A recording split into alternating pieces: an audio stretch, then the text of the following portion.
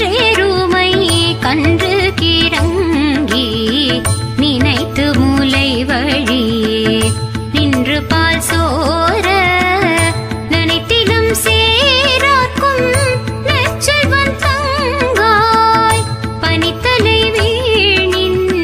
வாசல் கடை பற்றி சினத்தினால் தென்னிலங்கை கோமானை சேற்ற மனத்து கினியானை பாடவும் நீ வாய் திறவாய் இனித்தான் எழுந்தீராய் இதென்ன பெருரக்கம் அனைத்தில தாரும் அறிந்தே